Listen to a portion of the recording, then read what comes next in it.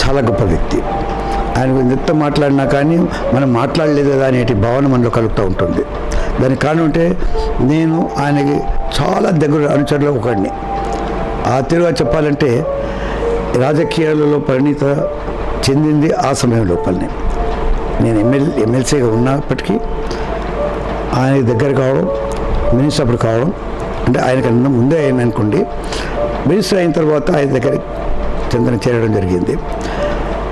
ఆయన మేధావర్గం చెందిన అతి తక్కువ సమాజం నుంచి ఇష్టంలో కష్టాలు బట్టి, అంటే ఆయన మున్నూరు కాపుకి చెందినప్పటికీ ఫ్యామిలీ లోపల అంత బ్యాక్గ్రౌండ్ ఉండదు. కానీ ఆయన రెబెల్ ఉండే. Rebel not without a cause. ఏదైనా అన్యాయం జరుగుతుంది అంటే దాన్ని సహించుకునేవాడు కాదు. మాట్లాడి దాని గురించి పోరాడే శక్తి ఆయనకి పడి ఉండేది. నేను మీరు అన్నట్టు మెదక్ ఎందుకంటున్నానంటే అంత లో ఎకనామిక్ లెవెల్ ఉన్నప్పటికీ, బీదరికం ఉన్నప్పటికీ తాను స్వయంగా హైదరాబాద్ తెలిసి ఆ దినం అమృత్సర్కి పోయి చదివి ఎన్ని కష్టాలతో చదివాడో మనం చదువుతూ ఉంటాం. దాన్ని ఇక్కడ రిపీట్ తెలుసుకోలేదు. నేను చేసి గ్రాడ్యుయేషన్ చేసేప్పటికి వచ్చిండో, లా చేసి వచ్చిండో ఇక్కడ ఆయన ఎన్ని తిరిగి చూడలేదు.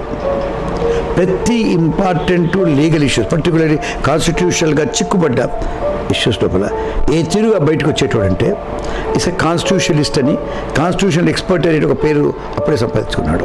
అందరికీ తెలుసు ఈయన ఇంకా లా లోపల చాలా పెద్దగా అవుతాడని. ఆ తిరుగుని ఆయన జడ్జి కూడా అయ్యాడు. కానీ ఒక పెద్ద డిజైన్ ఆయనకు వ్యతిరేకంగా ఒక ప్లాన్ జరిగింది. ఆయన యాక్టింగ్ ప్రెసిడెంట్ చేసి ఏ నంబర్ ఇచ్చారంటే ఆయన ఎప్పుడు చీఫ్ జస్టిస్ కాలేడు అన్న తీరు చేశారు. ఇద్దరు ముగ్గురిని ఆయన ముందు పెట్టడం వల్ల ఈయన కొంచెం ఎలికే ఉంది. ఆయన అర్థం చేసుకున్నాడు. ఈ కాన్స్పిరసీ అర్థం చేసుకొని డిజైన్ చేసేసాడు.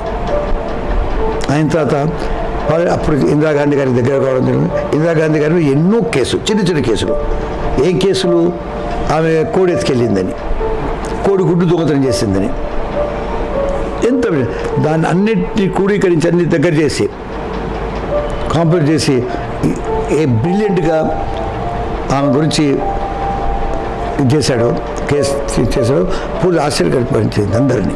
ఎనియో ఆ తీరుగా ఆమెకు దగ్గర కావడం, ఇక్కడ ఎంపీగా కంటెస్ట్ చేయడం. అప్పుడంతా మేము మినిస్టర్ ఉండి చేసాం. చెన్నాటి కాలం అప్పుడు హాషిం గారు రిజైన్ చేశారు. తేవడం వల్ల ఆయన గెలిచి వచ్చాడు. గెలిచి రావడంతో మళ్ళీ మీరు చూశారు మినిస్ట్రీలు అన్ని మినిస్ట్రీలు చేశాడు. పెట్రోలియం మినిస్ట్రీ, లా మినిస్ట్రీ లోపల ఆయన చేస్తానని చెప్తున్నాను. ఈ ట్రాన్స్ఫర్స్ ఆఫ్ ది జడ్జెస్, ఒక మనిషి పోయి అదే పూర్తిగా పర్మనెంట్గా క్యాప్టివ్ అయిపోయేవాళ్ళు. మా ఊరు లోపల, నా రాష్ట్రం లోపల నేను జడ్జి అయ్యి అక్కడనే చీఫ్ జస్టిస్ అయ్యి పూర్తి చీఫ్ మినిస్టర్ ఉన్న పవర్స్ జడ్జిలు తీసుకునేవాళ్ళు. వాళ్ళని ట్రాన్స్ఫర్ చేయాలన్నప్పుడు పూర్తిగా దేశం అంతా రివోల్ట్ చేసింది కేకేస్గా. దాన్ని ఎందుకు చేయాలా అని పూర్తిగా అందరినీ కన్విన్స్ చేసి ఇవాళ మన దగ్గర జ్యుడిషియల్ సిస్టమ్, ఈ జడ్జెస్ వాళ్ళు ఈ సిస్టమ్ ఇంత స్ట్రాంగ్గా రెస్పాన్స్ చేస్తుంది అంటే అన్ని కండిషన్, అన్ని ప్రెషర్స్కి చేస్తుందంటే ఈయన కారణం. The great innovator, reformist. Judicial రిఫార్మ్స్లో ఈయనకు అందు గురించి ఒక ప్లేస్ ఉంది, పర్మనెంట్ ప్లేస్ ఉంది. ఆయన తర్వాత మినిస్టర్ అయ్యాడు, ఓడిపోయారు ఇక్కడ. అప్పుడు నేను ఇన్ఛార్జ్ ఉంటే ఎలక్షన్స్కి మేము 1100తో ఇక్కడ ఓడడం జరిగింది టీడీపీ రావడం వల్ల. అయితే ఇమ్మీడియట్లీ ఈయన అవసరం తెలుసుకొని ఈయన ఓడినప్పటికీ ఈయన రాజ్యసభ ఇప్పించి ఈయనకి ఇమ్మీడియట్లీ ఈ ఎక్స్టర్నల్ అఫేర్స్ మినిస్టర్ ఇచ్చారు. ఈయన ముందు నుంచే ఒక అవగాహన ఉంది గవర్నెన్స్ మీద, గవర్నెన్స్ పీపుల్కి ఎట్లా పోవాలి. ఈయన ఏంటంటే what exactly is the external అఫేర్స్కి పీపుల్కి సంబంధం ఏమిటి అంటే ఎకనామిక్స్, కామర్సు. సో కామర్స్తోని మనకి ఎక్స్టర్నల్ అఫేర్స్ పరంగానే ఆ రెండు కల్పించాడు. దాంట్లో కలిపి ఈయన దానికి మినిస్టర్ కావడం జరిగింది.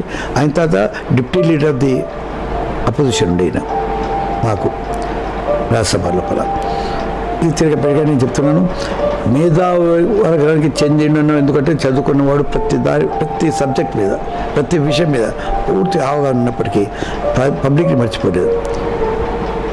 ఎందుకంటే బడుగు వర్గాలకు చెందినవాడు కాబట్టి, బడుగు వర్గాల అవసరాలు అర్థం చేసుకున్నాడు కాబట్టి కౌలించుకొని వాళ్ళ గురించి పోరాట శక్తి పటిమలో ఉన్నది కాబట్టి ఏ ఇష్యూ అయినా బ్యాక్వర్డ్ క్లాస్ మూమెంట్ తీసుకెళ్ళాడు. ఇక్కడ మాకు మిల్కీ రూల్స్ వచ్చింది, దాన్ని హైకోర్టు రిజెక్ట్ చేసేసింది. చేసిన తర్వాత సుప్రీంకోర్టు ఆ కేసు గెలిచేసి వాళ్ళు తెలంగాణకు పునాది కల్పించారు దాంతో. కాబట్టి మనం అందరం ఎన్ని మాటలు చెప్పినా మీకు ఇప్పుడే మొదట్లో నేను చెప్పినందుకు ఎన్ని మాటలు ఆయన జ్ఞాపకం చేసుకొని చెప్పినా కానీ ఆ గొప్పతనం మన లోపల ఆ ఆలోచన కలిగిస్తూ ఉన్నప్పుడు అది ఎన్ని నివాళులు మనం పే చేసిన అర్పించినా తక్కువనే అనిపించేది ఉంది అని చెప్పి మహానుభావుడు అని చెప్తా ఉన్నాను.